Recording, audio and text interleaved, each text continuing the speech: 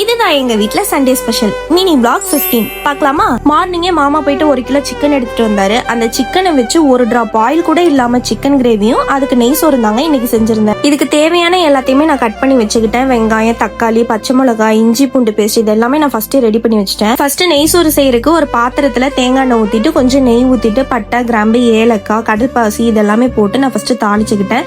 அது கூட வெங்காயம் போட்டு நல்லா ப்ரௌனிஷ் ஆகுற வரைக்கும் வதக்கி எடுத்துக்கிட்டேன். சைட்லயே இன்னொரு வடை சட்டியில பட்டை, ஏலக்காய், கிராம்பு, சீரகம், மிளகு, சோம்பு, வரமல்லி, அப்புறம் வரமிளகாய் வந்து என்னோடது ரொம்ப காரமா இருக்கும், அதனால 5 மிளகாயும் கொஞ்சம் கருவேப்பிலையும் சேர்த்து நல்லா வறுத்து எடுத்துக்கிட்டேன். சைட்லயே நெய் சோறுக்கு வதக்கி வச்சிருந்த வெங்காயம் நல்லா வதங்கினதும் இஞ்சி பூண்டு பேஸ்ட், தக்காளி, பச்சை மிளகாய், கொத்தமல்லி, புதினா இதெல்லாமே சேர்த்து நல்லா வதக்கி எடுத்துட்டேன். இது கூடவே ஃபிளேவருக்காக லைட்டா கரம் மசாலா போட்டு தேவையான அளவு உப்பு போட்டு நல்லா வதக்கி விட்டுட்டேன். ½ hour சாப்பாட்டு அரிசி ஊற வச்சிருந்தேன். 1 கிளாஸ் அரிசிக்கு 2 கிளாஸ் தண்ணி ஊத்தி அப்படியே மூடி வச்சிட்டேன். சிக்கனுக்கு வதக்கி வச்சிருந்த அந்த மல்லி, சீரகம், சோம்பு இது எல்லாத்தையும் சேர்த்து ஒரு மிக்ஸி ஜார்ல போட்டு நல்லா அரைச்சு எடுத்துக்கிட்டேன். மிக்ஸி போட்டாதான் சார் எங்க இருந்தாலும் ஓடி வந்துருவாரு. வந்து தூக்குன்னு சொல்லி அழுதுட்டு இருந்தான். ஆனா என்னன்னு தெரியல, முன்னாடி மாதிரி அவன் என்னால தூக்கி வச்சுக்க முடியறது இல்ல. வயிறு பெருசாக ரொம்ப டயர்டா ஃபீல் பண்றேன். எந்த வேலையுமே செய்ய முடியறது இல்ல. கை கால்லாம் ரொம்ப வலிக்கிற மாதிரி இருக்கு. ஆனா அவன் அழுகும் போது ரொம்ப கஷ்டமாவும் இருக்கும். இப்ப நம்ம ஆயிலே ஊத்தாம செய்யற சிக்கனுக்கு மசாலா ரெடி, இஞ்சி பூண்டு பேஸ்ட் ரெடி. சிக்கனை மட்டும் நான் நல்லா கழுவி எடுத்துட்டு வந்துட்டேன். கழுவி வச்ச சிக்கனை வடச்சட்டியில மாத்திட்டு மஞ்சத்தூள், இஞ்சி பூண்டு பேஸ்ட், உப்பு போட்டு லைட்டா தண்ணி ஊத்தி நான் தட்டு போட்டு நல்லா வேக வச்சிட்டேன். பக்கத்துல நெய் சோறு தம்மும் வச்சிட்டேன். இவன் தண்ணி குடிச்சானா பொறையேறிடுச்சா, அதனால அவனுக்கு அவனே தலையை திட்டிக்கிறானா.